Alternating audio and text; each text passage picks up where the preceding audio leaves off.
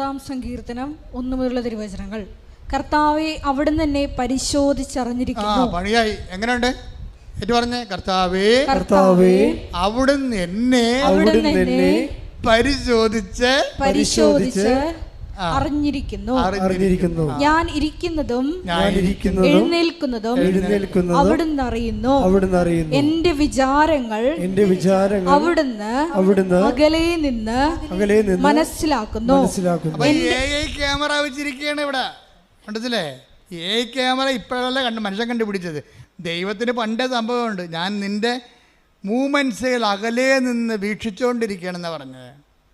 അപ്പോൾ എന്ന് വെച്ച് കഴിഞ്ഞാൽ എൻ്റെ അർത്ഥം എന്ന് വെച്ച് കഴിഞ്ഞാൽ, നിങ്ങളെ പല ആൾക്കാരും ദൈവത്തെ വിശ്വസിക്കുന്നുണ്ടെങ്കിലും കുറച്ച് കഴിയുമ്പോൾ, നിങ്ങൾ ഒരു 5-6 മാസം കഴിയുമ്പോൾ നിങ്ങൾ സാക്ഷ്യം പറഞ്ഞാൽ പോലും നിങ്ങൾ പറയും, അതിപ്പോൾ അത് മറ്റു തരത്തിൽ നടക്കുമായിരുന്നു.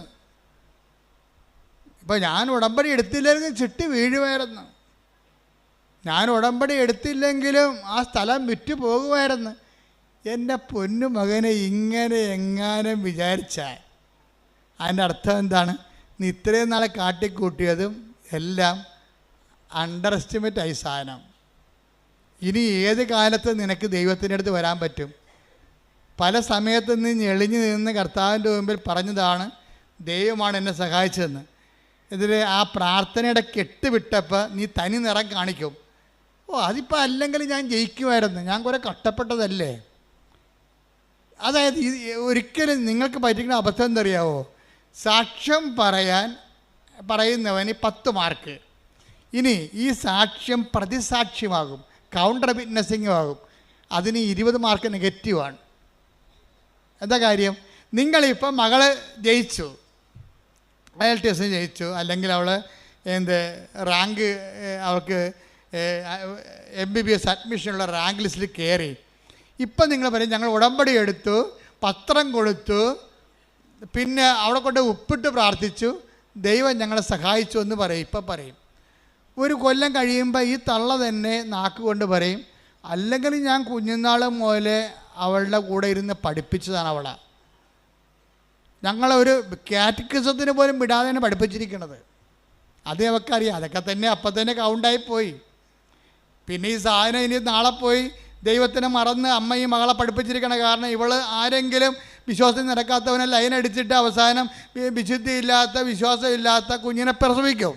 അതെന്താ? ഈ അമ്മ വരുത്തി വെച്ചിരിക്കുന്ന സംഭവമാണിതെല്ലാം. ദൈവത്തെ മറന്ന് മക്കളെ കാറ്റക്കിസത്തിന് പോലും വിടാതെ 1-ാം സ്ഥാനം പഠനത്തിന് കൊടുത്ത് ഉണ്ടാക്കലാണ് കാണിച്ചിരിക്കണത്. ഒന്നും ഉറങ്ങിയാൽ നേരം വിളിക്കത്തില്ല.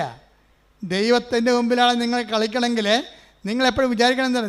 ദൈവം ഉണ്ടായിക്കൊള്ളാം, ദൈവത്തെ അങ്ങനെ ഉള്ളിൻ്റെ ഉള്ളിൽ വേറെ ഒരു ചിന്തയുണ്ട് ആൾക്കാർക്ക്. ഇത്രയും നാൾ ഞാൻ കണ്ട ആൾക്കാർക്കെല്ലാം അവർക്ക് ഒരു പ്രൈമറി ആയിട്ട് നമ്മളെയൊക്കെ ബോധ്യപ്പെടുത്താൻ വേണ്ടിയുള്ള ഒരു മനുഷ്യൻ, നമ്മളെയൊക്കെ ബോധ്യപ്പെടുത്താൻ വേണ്ടി വിശ്വാസത്തിൻ്റെ ഒരു കച്ച കെട്ടിയ ഒരു മനുഷ്യൻ, ഒരു വിശ്വാസത്തിന് മുഖം മൂടി അണിഞ്ഞൊരു മനുഷ്യൻ. യഥാർത്ഥ അത് ഈ മുഖം മൂടിയുള്ള കാരണം ദൈവം ഇവനിട്ട് പണിയോ എന്നുള്ള കാര്യത്തിൽ ഒരു ഡൗട്ടും ഇല്ല.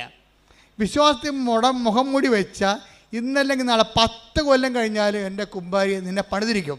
എന്താ കാര്യം എന്നറിയാമോ? ഞങ്ങളുടെ നാട്ടിലെ ഭാഷയാണ് ഈ കുമ്പാരി എന്നൊക്കെ ഉള്ളത്. തലതൊട്ടപ്പനാണ് ഈ കുമ്പാരി എന്ന് വിളിക്കുന്നത്.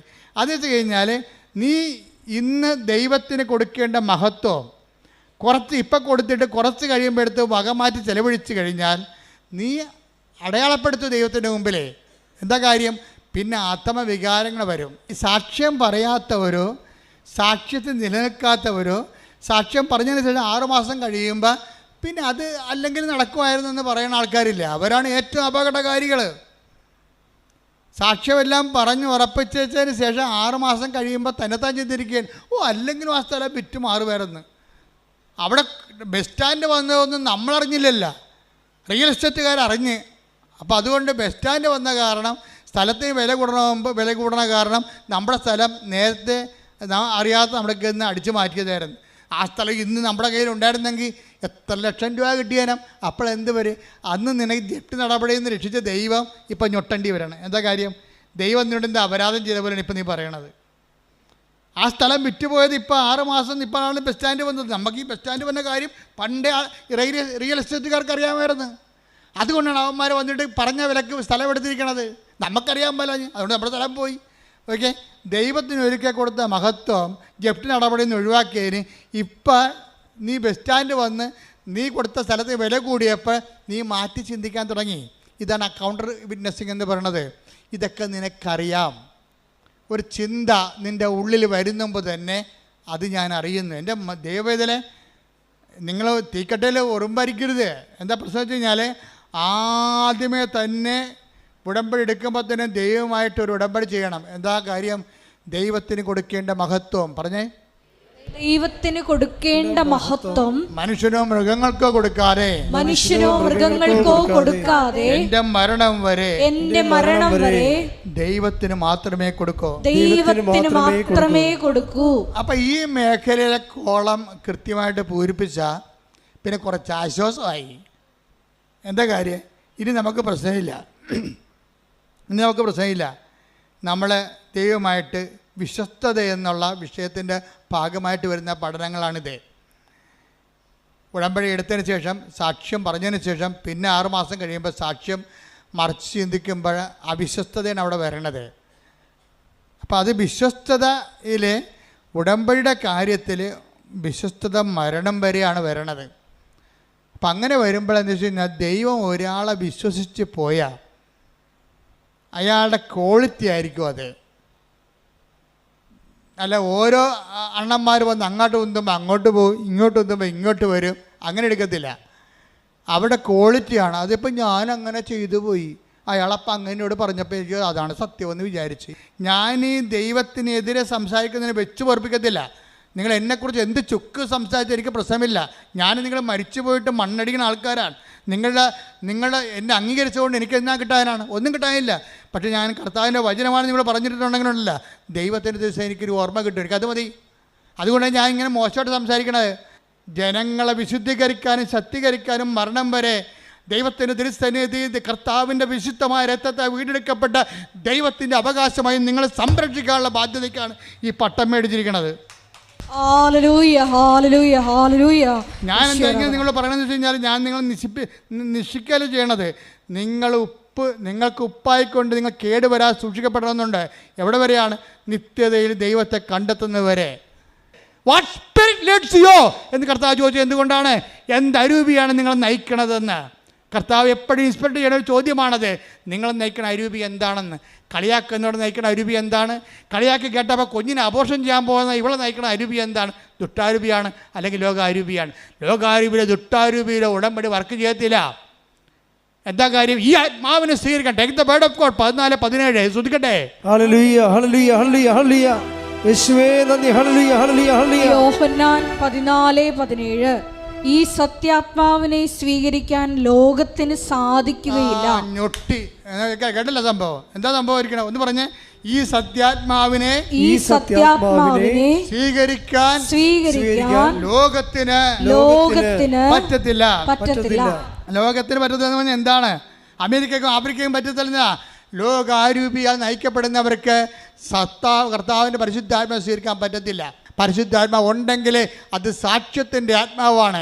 കർത്താവിൻ്റെ മനുഷ്യരുടെ മുമ്പിൽ എന്നെ ഏറ്റുപറയുന്നവനെ 10:32 എടുത്ത് 10:32 മനുഷ്യരുടെ മുമ്പിൽ എന്നെ ഏറ്റുപറയുന്നവനെ എന്റെ സ്വർഗ്ഗസ്ഥനായ പിതാവിന്റെ മുമ്പിൽ ഞാനും ഏറ്റുപറയും. അപ്പൊ ഏറ്റുപറയുന്ന ആത്മാവ് എന്താണ്? പരിശുദ്ധാത്മാവാണ്. കർത്താവിൻ്റെ പരിശുദ്ധാത്മാവിന് ഏറ്റുപറയാത്തൊരു ആത്മാവാണ് നിനക്കുള്ളതെങ്കിൽ അത് ലോകത്തിൻ്റെ ആത്മാവാണ്. ലോകത്തിൻ്റെ ആത്മാവിൻ്റെ ആരാധ്യ പുരുഷൻ ആരാണ്? നീയോ അല്ലെങ്കിൽ നീ ആരാധിക്കുന്ന വ്യക്തികളോ സമൂഹമോ ആയിരിക്കാം. നിന്റെ കർത്താവായ ദൈവം ഞാനാകുന്നു, ഞാനല്ലാതെ മറ്റൊരു ദൈവം നിനക്കുണ്ടാവരുമെന്ന് പറയുമ്പോൾ ഈ മറ്റൊരു ദൈവത്തിൻ്റെ ഉള്ളിൽ ഈ മറ്റു മനുഷ്യരും സമൂഹം ഉണ്ടാകുന്നുണ്ട്, അതിൽ പാർട്ടി ഉണ്ടാകുന്നുണ്ട്, അതിൽ നിന്റെ സുഹൃത്തുക്കൾ ഉണ്ടാകുന്നുണ്ട്, നിൻ്റെ കൂട്ടുകാരുണ്ടായിരുന്നു. അവരെന്ത് വിചാരിക്കുന്നു, നാട്ടുകാരെന്ത് പറയുന്നു നീ പറയുന്നുണ്ടെങ്കിൽ എൻ്റെ ദൈവ പൈതലെ നീ ജീവിക്കുന്നത് ലോകാരൂപിയാലാണ്. ലോകാരൂപിയെ നയിക്കപ്പെടുന്നവർക്ക് ദൈവത്തിൻ്റെ ആത്മാവിനെ സ്വീകരിക്കാൻ സാധ്യമല്ലെന്നാണ് 14:17 പറയുന്നുണ്ടെങ്കിൽ ആരാണ് ദൈവത്തിൻ്റെ ആത്മാവ് നയിക്കപ്പെടുന്നത്? അത് റോമ 8:14 എടുത്ത് ശ്രദ്ധിക്കട്ടെ. ഹല്ലേലൂയ ഹല്ലേലൂയ ഹല്ലേലൂയ ഹല്ലേലൂയ യേശുവേ നന്ദി. ഹല്ലേലൂയ ഹല്ലേലൂയ ഹല്ലേലൂയ. റോമ 8:14 ദൈവാത്മാവിനാൽ പറഞ്ഞ ദൈവാത്മാവിനാൽ നയിക്കപ്പെടുന്നവരെല്ലാം ദൈവത്തിന്റെ പുത്രന്മാരാണ്. ഒന്നിന് പറയുക, ദൈവാത്മാവിനാൽ നയിക്കപ്പെടുന്നവരെല്ലാം ദൈവത്തിന്റെ പുത്രന്മാരാണ്. എന്റെ ദൈവ പൈതലിനുള്ളത് അധികാരമാണ്, ദൈവ പൈതലിനുള്ളത് ശക്തിയാണ്. ശക്തിയും അധികാരം ലഭിക്കുമ്പോഴാണ് ഇങ്ങനെയുള്ള തിന്മകളുടെ മേൽ നമുക്ക് ആധിപത്യം ഉണ്ടാകാൻ പറ്റുന്നത്. അപ്പം നമ്മുടെ ഉടമ്പടിയുടെ ആത്യന്തികമായ ലക്ഷ്യമെന്താണ്? ദൈവാത്മാവ് നയിക്കപ്പെടുക, ദൈവത്തിൻ്റെ മക്കളാകുക, ദൈവത്തിൻ്റെ മക്കളായിക്കൊണ്ട് ദൈവമക്കളുടെ അധികാരം നേടുക, കഴിവ് നേടുക. അതല്ലേ യോഹന്നാൻ 1:12 എടുത്ത് ശ്രുതികടലിയ യേശുവേ നന്ദി. ഹല്ലേലൂയ ഹല്ലേലൂയ ഹല്ലേലൂയ. യോഹന്നാൻ 1:12 തന്നെ സ്വീകരിച്ചവർക്കെല്ലാം തന്റെ നാമത്തിൽ വിശ്വസിക്കുന്നവർക്കെല്ലാം ദൈവമക്കളാകാൻ അവൻ കഴിവ് നൽകി. ആ വചനം യോഹന്നാൻ 1:12 എന്താ പറയണത്? തന്നെ സ്വീകരിച്ചവർക്കെല്ലാം, പറഞ്ഞേ, തന്നെ സ്വീകരിച്ചവർക്കെല്ലാം തന്റെ നാമത്തില് വിശ്വസിക്കുന്നവർക്കെല്ലാം തന്റെ നാമത്തില് വിശ്വസിക്കുന്നവർക്കെല്ലാം തന്റെ നാമത്തില് വിശ്വസിക്കുന്നവർക്കെല്ലാം ദൈവമക്കളാകാനുള്ള കഴിവ് നൽകി. കൈയടിക്കട്ടെ, ശ്രുതിക്കട്ടെ. ഹല്ലേലൂയ ഹല്ലേലൂയ ഹല്ലേലൂയ ഹല്ലേലൂയ. യേശുവേ ഹല്ലേലൂയ ഹല്ലേലൂയ ഹല്ലേലൂയ ഹല്ലേലൂയ ഹല്ലേലൂയ ഹല്ലേലൂയ ഹല്ലേലൂയ. പരിശുദ്ധ പരമദിവ്യകാരുണ്യത്തിന് ആരാധനയും സ്തുതിയും പുകഴ്ചയും ഉണ്ടായിരിക്കട്ടെ. എൻ്റെ ദൈവത്തിലെ ഇതുപോലെ ഓരോ പ്രോബ്ലങ്ങള് സോൾവ് ചെയ്താണ് നമ്മൾ ദൈവമക്കളുടെ കഴിവ് നേടുന്നത്. മനസ്സിലായില്ലേ? എന്താ പറഞ്ഞിരിക്കണത്? യോഹന്നാൻ 2:12 എന്താ 1:12 എന്താ പറയണത്? തന്റെ നാമത്തിൽ, പറഞ്ഞേ, തന്റെ നാമത്തിൽ വിശ്വസിക്കുന്നവർക്കെല്ലാം ദൈവമക്കളാകാനുള്ള കഴിവ് നൽകി. തന്റെ നാമത്തിൽ വിശ്വസിക്കുക എന്ന് പറഞ്ഞാൽ എന്താ അർത്ഥം? നമ്മളെ വിശ്വാസം എന്ന് പറയും. വിശ്വാസം എന്ന് പറഞ്ഞാൽ എന്തെങ്കിലും വിശ്വാസം അല്ലല്ലോ. ദൈവവിശ്വാസം എന്ന് പറഞ്ഞാലും ക്രിസ്ത്യ വിശ്വാസത്തിൽ വരുമ്പോൾ ഒറ്റ വിശ്വാസമേ ഉള്ളൂ. ക്രിസ്ത്യ വിശ്വാസം എന്ന് പറയുമ്പോൾ റാൻഡമായിട്ട് ഇങ്ങനെ ജനറലായിട്ട് ദൈവത്തെ വിശ്വസിക്കണമല്ല. Very particular and personal. Our faith is very particular and personal. എന്താണ്? Our faith is in the name of Jesus Christ. അവൻ്റെ നാമത്തിലാണ് വിശ്വസിക്കുന്നത്. പറഞ്ഞ്, എൻ്റെ വിശ്വാസം അവന്റെ നാമത്തിൽ വിശ്വസിക്കുന്ന എനിക്ക് ദൈവമക്കളാകാനുള്ള കഴിവ് നൽകുന്ന നല്ല പിതാവേ, നന്ദി പറയുന്നു, എനിക്ക് സ്തോത്രം ചെയ്യുന്നു, ആരാധിക്കുന്നു. ശ്രുതികടേ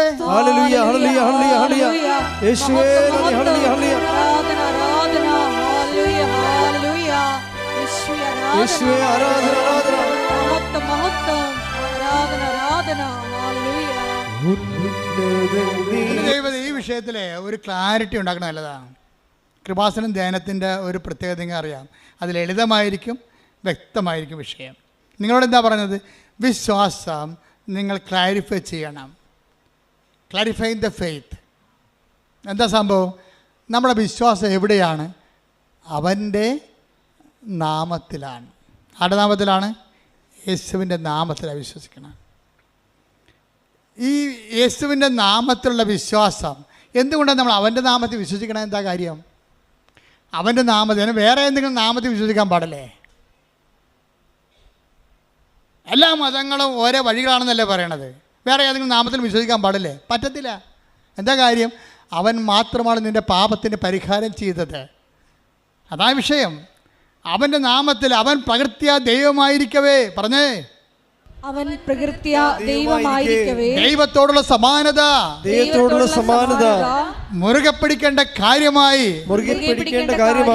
പരിഗണിക്കാതെ തന്നെ തന്നെ താഴ്ത്തി മരണത്തോളം കുരിശു മരണത്തോളം തന്നെ തന്നെ താഴ്ത്തി. അതിനാൽ ദൈവം അവനെ അത്യധികം ഉയർത്തി, അത്യധികം ഉയർത്തി, അത്യധികം ഉയർത്തി, അത്യധികം ഉയർത്തി, എല്ലാ നാമങ്ങളെക്കാൾ, എല്ലാ നാമങ്ങളെക്കാൾ, എല്ലാ നാമങ്ങളെക്കാൾ, എല്ലാ നാമങ്ങളെക്കാൾ ഉന്നതമായ നാമം, ഉന്നതമായ നാമം, ഉന്നതമായ നാമം ഉന്നതമായ കൈയ്യടിക്കട്ടെ. നാമം. ഹല്ലേലൂയ, ഹല്ലേലൂയ, ഹല്ലേലൂയ. യേശുവേ നന്ദി. ഹല്ലേലൂയ, ഹല്ലേലൂയ, ഹല്ലേലൂയ. ഹല്ലേലൂയ, ഹല്ലേലൂയ. അതാണ് പൗലോസ് പറയണത്, ഞാൻ ആശ്രയം വെച്ചിരിക്കുന്നത് ആരിലാണെന്ന് എനിക്കറിയാം. എന്താണ്? എല്ലാ നാമങ്ങളെക്കാൾ ഉന്നതമായ നാമത്തിലാണ്. അതിനാൽ ദൈവം അവനെ അത്യധികം ഉയർത്തി എല്ലാ നാമങ്ങളെക്കാൾ ഉന്നതമായ നാമം അവിടത്തേക്ക് നൽകി. അതിനാൽ അവന്റെ നാമം കേൾക്കുന്ന മാത്രയില് take the word of God സ്തുതിക്കട്ടെ. ഹല്ലേലൂയ, ഹല്ലേലൂയ. യേശുവേ നന്ദി. ഹല്ലേലൂയ, ഹല്ലേലൂയ. ഹല്ലേലൂയ, ഹല്ലേലൂയ, ഹല്ലേലൂയ, ഹല്ലേലൂയ. യേശുവേ സ്തുതി. ഹല്ലേലൂയ, ഹല്ലേലൂയ. ഹല്ലേലൂയ, ഹല്ലേലൂയ. 2:9-10 ആകയാൽ ദൈവം അവനെ അത്യധികം ഉയർത്തി. പറഞ്ഞേ, ആകയാൽ ദൈവം അവനെ അത്യധികം ഉയർത്തി. ആകയാൽ ദൈവം അവനെ അത്യധികം ഉയർത്തി. എല്ലാ നാമങ്ങൾക്കും, എല്ലാ നാമങ്ങൾക്കും ഉപരിയായ നാമം, ഉപരിയായ നാമം നൽകുകയും ചെയ്തു. ഇത് യേശുവിന്റെ നാമത്തിനു മുമ്പിൽ സ്വർഗത്തിലും ഭൂമിയിലും പാതാളത്തിലുമുള്ള സകലരും മുട്ടുകൾ മടക്കുന്നതിനും യേശു ക്രിസ്തു കർത്താവാണെന്ന് പിതാവായ ദൈവത്തിന്റെ മഹത്വത്തിനായി എല്ലാ നാവുകളും ഏറ്റുപറയുന്നതിനും വേണ്ടിയാണ്. അപ്പൊ യേശു ക്രിസ്തു ആരാണെന്ന് പറഞ്ഞത്? കർത്താവ്. എങ്ങനെ കർത്താവ് ആകണത്? ഫിലിപ്പിയർ 2:11. യേശു ക്രിസ്തു കർത്താവാണെന്ന് പിതാവായ ദൈവത്തിന്റെ മഹത്വത്തിനായി എല്ലാ നാവുകളും ഏറ്റുപറയുന്നതിനും വേണ്ടിയാണ്. അതായത് എല്ലാ നാവുകളും ഏറ്റു പറയണം. എന്താ പറയണം? യേശു ക്രിസ്തു കർത്താവാണെന്ന്. എന്തുകൊണ്ടാണ് ഇവൻ കർത്താവായത്? എല്ലാ നാമങ്ങളുടെയും ഉന്നതമായ നാമം. എല്ലാ നാമങ്ങളെന്ന് പറയുന്നത് എന്താണ്? ഇപ്പം ജപ്തി എന്ന് പറഞ്ഞ ഒരു നാമമല്ലേ? ബാങ്ക് മാനേജർ നമ്മൾ പറയുന്ന ഒരു നാമമാണ് ജപ്തി. ക്യാൻസർ ഡോക്ടർ പറയുന്ന ഒരു നാമമാണ്. അങ്ങനെ ലോകത്ത് ജപ്തികളുണ്ട്. അതുപോലെ തന്നെ പലതരത്തിലുള്ള നാമങ്ങളുണ്ട്. സംശയം ഒരു നാമമാണ്, മദ്യപാനം ഒരു നാമമാണ്. ഇങ്ങനെ എല്ലാ നാമങ്ങളെക്കാൾ ഉന്നതമായ നാമം. ഈ ഉന്നതമായ നാമം കൊണ്ട് മനുഷ്യന് സങ്കടങ്ങളുണ്ടാക്കുന്ന, രോഗങ്ങളുണ്ടാക്കുന്ന, തകർച്ച ഉണ്ടാക്കുന്ന, അപമാനം ഉണ്ടാക്കുന്ന എല്ലാ നാമങ്ങളെയും അവൻ കുരിശിൽ ബന്ധിച്ചിരിക്കുന്നു. കൈയടിക്കട്ടെ, ശ്രദ്ധിക്കട്ടെ. നിങ്ങൾക്കൊരു സങ്കടം ഉണ്ടാകുമ്പോൾ, നിങ്ങൾക്ക് രോഗം ഉണ്ടാകുമ്പോൾ നിങ്ങൾ എന്താ പറയണത്? യേശുവേ, യേശുവേ, എൻ്റെ കർത്താവേ, എൻ്റെ ദൈവമേ. ഏറ്റവും ശക്തമായ ഒരു സുഹൃദൈവമാണ്. എന്താണ്? എൻ്റെ കർത്താവേ, യേശുവേ, എൻ്റെ ദൈവമേ. എൻ്റെ കർത്താവേ, യേശുവേ, എൻ്റെ ദൈവമേ എന്ന് വെച്ചതിൻ്റെ അർത്ഥം എന്താണ്? ഈ നാമത്തിൻ്റെ അപ്പുറത്ത് വേറെ ഒരു നാമവുമില്ലെന്ന് ഞാൻ പ്രഖ്യാപിക്കുന്നു. അനുഭവത്തിൽ ഈ അനുഭവങ്ങൾ തരണം എന്തിനാ? നിങ്ങളെ ഉയർത്താൻ വേണ്ടിയാണ്, അല്ല താഴ്ത്താൻ വേണ്ടിയല്ല. ഈ അനുഭവങ്ങളുടെ മെക്കാനിസം പഠിക്കണം. ഓരോ അനുഭവങ്ങളും തരണം എന്തിനാണ്? നിങ്ങളെ ഉയർത്താൻ വേണ്ടിയാണ്. പല ആൾക്കാരും അനുഭവം കൊണ്ട് താഴ്ന്നു പോവുകയാണ്. അതെന്താ കാര്യം? യേശു ക്രിസ്തുവിനെ സ്വീകരിച്ചില്ലെങ്കിൽ അനുഭവങ്ങൾ കൊണ്ട് താഴ്ന്നു പോകാൻ സാധ്യതയുണ്ട്. അനുഭവങ്ങൾ എന്താണ്? അനുഭവങ്ങളിലൂടെയാണ് അവൻ ഓരോരുത്തർക്കും ഓരോ കാലം നൽകുന്നു. Take the word of God. അപ്പോസ്തലപ്രവർത്തനങ്ങൾ 17:26. ഭൂമുഖം മുഴുവൻ വ്യാപിച്ചു വസിക്കാൻ വേണ്ടി അവിടുന്ന് ഒരുവനിൽ നിന്ന് എല്ലാ ജനപദങ്ങളെയും സൃഷ്ടിച്ചു. അവർക്ക് വിഭിന്ന കാലങ്ങളും വാസഭൂമികളും നിശ്ചയിച്ചു കൊടുത്തു. ഇത് അവർ ദൈവത്തെ അന്വേഷിക്കുന്നതിനും ഒരുപക്ഷേ അനുഭവത്തിലൂടെ അവിടുത്തെ കണ്ടെത്തുന്നതിനും വേണ്ടിയാണ്. അപ്പോൾ ഓരോ പ്രശ്നം ഉണ്ടാകണേ എന്തിനാണ്? ദൈവത്തെ അന്വേഷിക്കാനാണ്, അല്ല പിശാചിനെ അന്വേഷിക്കാനല്ല. ഓരോ അനുഭവങ്ങൾ ഉണ്ടാകുമ്പോൾ ദൈവത്തെ അറിയാൻ പാടില്ലാത്തവർ ആഭിചാക്കാരെയും കുട്ടിച്ചാത്തിനൊക്കെ അന്വേഷിക്കും. എന്താ കാരണം? ദൈവത്തെ അറിയത്തില്ല. ഓരോ അനുഭവങ്ങൾ ഉണ്ടാകണേ എന്തിനാണ്? ഓരോ സങ്കടങ്ങളും പ്രശ്നങ്ങളും ഉണ്ടാകണേ എന്തിനാണ്? നിങ്ങൾ അത് ദൈവത്തെ അന്വേഷിക്കാനും അന്വേഷിച്ച് അവിടുത്തെ കണ്ടെത്താനും വേണ്ടിയാണ്. പക്ഷേ ദൈവത്തെ അറിയാൻ പാലാത്തവർ പല പല ക്രിയകൾ ചെയ്തുകൊണ്ട് നടക്കും. അതുകൊണ്ട് ബൈബിൾ പറയണത്, നിങ്ങൾ ദൈവത്തെ അന്വേഷിക്കണത് എന്താണ്? അന്വേഷിച്ചെത്തുമ്പോൾ നിങ്ങൾ എന്താ മനസ്സിലാകണത്? യേശു കർത്താവാണെന്ന് പ്രഖ്യാപിക്കും. നിങ്ങൾ എന്താ കാര്യം? എല്ലാ നാമങ്ങളെക്കാൾ ഉന്നതമായ നാമമുള്ളവനാണ് കർത്താവ്. അങ്ങനെ യേശു കർത്താവാണെന്ന് എന്ത് ചെയ്യണം? അധരം കൊണ്ടേറ്റ് പറയണം. മനസ്സിലായില്ലേ? ദൈവനെ മരിച്ചവർ ഉയർപ്പിച്ചെന്ന് ഹൃദയത്തിൽ വിശ്വസിക്കണം. അപ്പോഴാണ് രക്ഷ ക്രിസ്തുവിനെ പ്രാപിക്കുന്നത്. മനസ്സിലായില്ലേ? ക്രിസ്തുവിനെ ഓരോ വിഷയത്തെ പ്രാപിക്കാൻ പറ്റും. നിങ്ങളുടെ ജീവിത മണ്ഡലങ്ങളെ പ്രാപിച്ചാൽ അതിനെ ബ്ലെസ്സിങ് എന്ന് പറയും. ക്രിസ്തുവിനെ നിങ്ങളുടെ ശരീരത്തെ പ്രാപിച്ചാൽ അതിനെ ഹീലിംഗ് എന്ന് പറയും. ക്രിസ്തുവിനെ നിങ്ങൾ ആത്മാവിൽ പ്രാപിച്ചാൽ അതിനെ നിത്യരക്ഷയ്ക്ക് വേണ്ടിയുള്ള കൃപയെന്ന് പറയും. കാര്യം എന്താണ്? ക്രിസ്തു എല്ലാമാണ്, എല്ലാവരിലുമാണ്. കൊളോസ്യസ് 3:11 കൈയടിച്ച് സ്തുതിക്കട്ടെ. ഹല്ലേലൂയ.